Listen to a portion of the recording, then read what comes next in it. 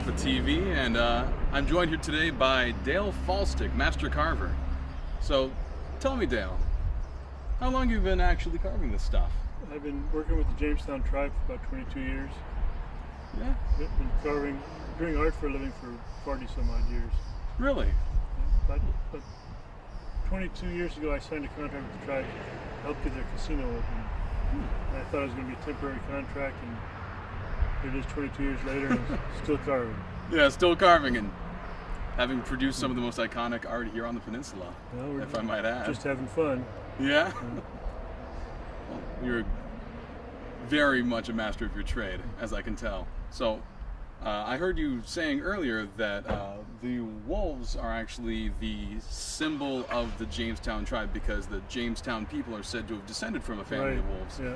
Is that just specific to the tribe that lived here, or is that true for all the Sklallam? Some of the different Sklallam villages had different myths as to why they were called the strong people. That story specifically is Jamestown. So what kind of wood do you typically use for the totem poles out here? So totem poles are always Western red cedar, and all old growth. So the average tree we do is between 500 and 900 years old. Wow, that is some old growth. That's what old growth is. I suppose so. We're still in the process of doing some stuff, but in the paint room we have some totems in the beginning stages of being painted. Oh, can we see them? Sure, come on in. These are little small pieces, and what these are going to be are two totem poles that are going to go on either side of a set of 3 plaques for the Veterans Memorial. So there's these great big 3 granite plaques with everybody's names that have served in the service. Yeah. From the Jamestown tribe. And then on either side there'll be these 2 little mini totems. So that's what these 2 are. And as you go into the retirement, do you feel like it's left in good hands? Yeah, and what I'm doing now, we're setting up a series of classes. So they come up to my studio once a week, and I walk them through various projects to teach them specifics about the different tribal styles. So what they can do, Dusty and Bud can both carve anything I throw at them, more or less. But they don't have the design skills yet. They need to know more about the different styles and how to differentiate different styles and how they one relates to the other. So that's what I'm hoping to do with this series of classes, that over a period of time as we carve these projects, they'll learn how to design in the different, so that when I finally do really retire, they'll be able to carry on. To someone like me who's never really known much about totem poles, I've always just looked at them in awe for what they are on the outside, and never really known much of anything about what they represent or the traditions behind them. Well, you gotta know what that stuff is, so you can't design a totem pole unless you know all that, because that's the background. That's how you come up with the design, is by incorporating all those features. And that's why you don't get to quite retire yet. That's exactly right. Yeah. There's an old saying that pertains to totem poles, that an individual is at the bottom of the totem pole. Low man on the totem pole. Yeah, like hierarchy. That's actually just the opposite is true. The bottom figure of the totem pole is always the most important symbol on the pole. The person that commissions the pole, it's usually his crest figure. So it's always the most important figure. Really? And then he'll have, so say if it's a clan pole that's in front of a longhouse, it's identifying, it's like a sign out in front. That's what totem poles are. They're signs declaring this is where the wolf family lives, or this is where the such a clan lives. It has all their symbols. So the chief, his symbol will be the bottom one, and then maybe his wife's symbol is next, and then maybe somebody else's symbol, or the ancestors next, or something like that. But the bottom figure is the most important figure always. Thank you so much for Sure, joining us anytime, here today, Dale. no problem. Well, I hope you enjoy your almost retirement. Yeah, well, someday I'll actually retire maybe. Thank you. Thank you. These 2 here, Dale had talked about the presentation. Yeah. These 2 are going to go back to back. This one and this one. So this will be a double-sided totem, and they're going to share that set of wings. That set of wings is carved on both sides. A lot of folks when they come in, we got tourists from all over the world coming in here all the time. And they come in and they just kind of step back and like, whoa. So a lot of times they'll see us in action carving with these old tools. And a lot of them think that, they'll look around and see the totems and think they're like maybe from the old days and they've been cast, or something like that. Or they're made out of fiberglass. But no, these are the actual real coin. Can I? Yeah, please. Yeah. So I mean, you can see. That is just awesome. I mean, that's just a solid piece of cedar. Yeah. Except we glued on the little beaks. Awesome. Yeah, you can't tell, but we actually. You can't. There's a little seam in here. Wow. Yeah. And if you look at this, and this is a Thunderbird, this piece was glued on. Let me let's see if the beak here, you mean? Right. Yeah. So, I can't even see it. Oh, there it is. You can barely see it. See that? Oh, yeah. Yeah. So that's how thick that log was. But we added this piece and blended it in. You guys are. I mean, it's one thing to drive past them. It's one thing to see them on the slideshow, but to actually be right here, it's something else entirely. I'm Cameron Meyer with Papa TV, and I'm joined here today by Bud Turner, a wonderful carver here at the Jamestown Reservation. So, tell me, Bud, how long have you actually been carving stuff here? Well, I've been carving for the tribe now for 10 years here, so. Wow. Yeah. That's a good long time. It is. It is. Yep. It's it went by in a blink of an eye. So yeah. It doesn't seem like 10 years. Yeah. So how did you actually get into this wonderful artistic field here? Well, I've had a working relationship with Dale now for about 25 years, producing different miscellaneous art pieces and signs and graphics and stuff for the Jamestown Scotland tribe and him. And about 10 years ago, Dale asked me to come on in and give him a hand painting and carving totem poles. That's it. I mean, in a nutshell, that's what it is. Yeah. Well, I mean, that sounds like a pretty big step up from like anything. Just. It is. It's huge. Well, they're massive. They're very massive pieces. They're big, And for years and years, I've been producing pieces that were just kind of small, little signs or little things for people's homes and stuff of that nature. Yeah. So yeah, when you come into this scale of art, it is quite a difference. It sounds like quite the undertaking. Right, exactly.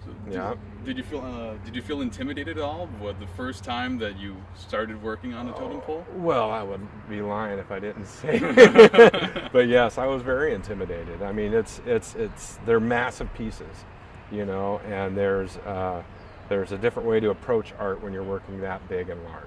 I would imagine so, yeah. I'm not much of an artist myself, but how long have you been into art? Ever since I was in high school. In high school, I was drawing pictures and things like that, and the girls would say, "Bud, draw me this, draw me that." And I'd say, "Sure." What's the answer to that question? Now, anyway, Sounds like you're a popular man. So that just transpired into the workforce after high school. And then I would just get right into signs and stuff, and I would make money just, making art for people. And I'm like, hey, this is a great deal, Why not? So I just kept at it. Living the dream. Sure, making art, making signs for folks, and yeah, I've been very fortunate to be able to do that. Not too many people in this world can do that. No. Yeah. I bet quite a bit of people out there are pretty jealous of you, Bud. I'm sure. Yeah, I'm very lucky. I'm very lucky. Back then, when you're making these fonts and these letters and you're drawing, there's a set of laws to a letter. There's a set of laws to the art that you're making. Well, that does transition over to this because those laws have been established. And you look at, like what Dale's created here and seeing these crescents up there, in the art pieces and what we call the trigons or the triangular elements and stuff. Those have been established for years, thousands and thousands of years. And bringing those into a artistic looking form, that's neat. It really is. I mean, that's really neat. Those laws are there, but you can really, how shall I say, just expand. I mean, you just don't know what's going to come about, so it doesn't really hinder you. It just, really, yeah, it challenges you, but it's interesting when the art piece is done. Yeah, you touch it, you just feel what's involved. I mean, every single one of these that you see in the section, that's a strike of an adze. That's just a strike of of that abs that you saw in that presentation. Just one of those strikes, and that's what creates that mark. And they're just everywhere. So much work. Yeah, it is. And these are actually some of the most smallest pieces we've produced. You know, we're usually doing 20, 25, 30, 35 footers. Jeez. Yeah, so these are little baby ones. Yeah. Little baby ones. But you can see how we're starting to mark out for where the colors are going to go. And you'll see these little, little white crayon marks, you know. And, you know, how it's going to be painted. You know, so you'll see these little cues of, okay, this would be the red, this would be the red, this would be the black, and you'll see that we're going to trim this out in the white, and this would be the black, you know. Yeah. Things of that nature. So we map out where these colors are going to go. And of course, like Dale said in that presentation, we just might flip that around. Once we see this, the colors on the totem, we might just say, nope, we're going to change it. We're going to do something different now. So. I owe my career to Dale. You know, I can honestly state that. You know, I've owed my career to Dale. He has taught me so much throughout these years, not only in this art form, but even back then when I was making signs. You know, there was a fine way of doing signs, and Dale had grasped that and accomplished that. And he had taught me so much about the finer things in signs, and in art and in paintings and doing gold leaf lettering and gold leaf accents and things of that nature. You look down the road here at the Longhouse Market in Delhi. There's a big corona behind one of the animals up there. I can't think of the name right now, but that is all done in 23 karat gold leaf. You know, Really? yeah, it's all done in 23 karat gold leaf up there.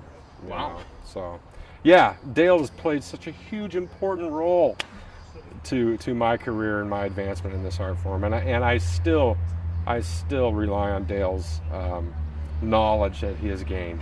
You know, and I love to talk with Dale about the different projects and things, and hey, how can we make this better, Dale? You know, Always pushing the boundaries. always pushing the boundaries. Yeah. Dale's very important on keeping this going, and even though they say Dale's retired, nah. Dale's not retired. He's going to continue doing this. So, yeah, his hands are in it. Yeah, and are much needed. Hey, I'm Cameron Meyer from Papa TV, and I'm joined here today by Bonnie Roos, the librarian for the Jamestown Tribal Library. So, how are you today? I'm fine, thanks. How are you? I'm doing good. So, from what I understand, you and a coworker of yours were actually really instrumental in setting up today's presentation about Dale here. Could you tell me, do you know where the idea came from to have this presentation for his semi-retirement here? Well, he's done such a lot of great work for the tribe. We wanted to let the community know what he's been doing and have him present his work to them. It's an impressive amount of work. So. And even the symmetry, the detail, the different grooves here on the base, it's symmetrical, and then it's completely different on this side. This side it's horizontal, and here it's cutting down diagonally, like triangles. Exactly. Yeah, exactly. And this was interesting because we had two different artists texturing these. So this is one artist texturing, and that's his hand. And this is another artist texturing, and that is his hand. And so it's interesting because when you see that texturing, I almost look at it like it's a signature. Yeah. You know, and you can go out and you can see and look at the texturing or maybe the art style of that piece and know who did it. You know, you can look at all these totems around here and compare to the totems that you might see in Southeast Alaska or maybe some other totems up in Canada and whatnot. And you can know exactly who did it. Exactly. You know. That's poetic. Yeah. Just by those little nuances, you know, just those little subtle things. So, you mentioned that you are with the tribal library here. Could you tell us a little bit about that? Yes, we are not only a tribal library, but we're also a public library. And anyone who lives in Clallam and Jefferson counties are welcome to come in and set up an account, and then they can check out items. We have a wide range of traditional library items, Our collection is primarily Native American topics or authors, both historical and contemporary. And we have fiction, nonfiction, DVDs, CDs, magazines, Just about anything under the newspapers, sun. you name it, we've got it. We also have some display cases with tribal artists and some historical artifacts. Oh, really? Like, what kinds? Drums, masks, basketry, beadwork, All sorts of all stuff. sorts of stuff. So these are each custom? Yeah, we have to make all this stuff. You know, you What's the can't. significance of making it rather than buying something that would kind of... There's no place where you can buy it. You don't buy these tools. You don't go down to Home Depot or your local lumber hardware store and find a tool like this. You just don't. You know, you will find tools like this, which is a typical gouge that you'll see carvers, European traditional carvers will use, but not this. You'll see for this art form, you'll see little items like these. And it's unfortunate I don't have all of my stuff here. And these are your custom tools here? Yeah, so these are stuff that I've made. And so those, like if Dale had equivalent custom pieces, would they differ? Or Yeah, is it's going everybody's to like... suit. It's going to. I mean, there's going to be obviously similarities, Yeah, but the angle of the adze would be, the angle of the blade would be different relative to the handles. exactly, everybody has their own swing to that adze, you know.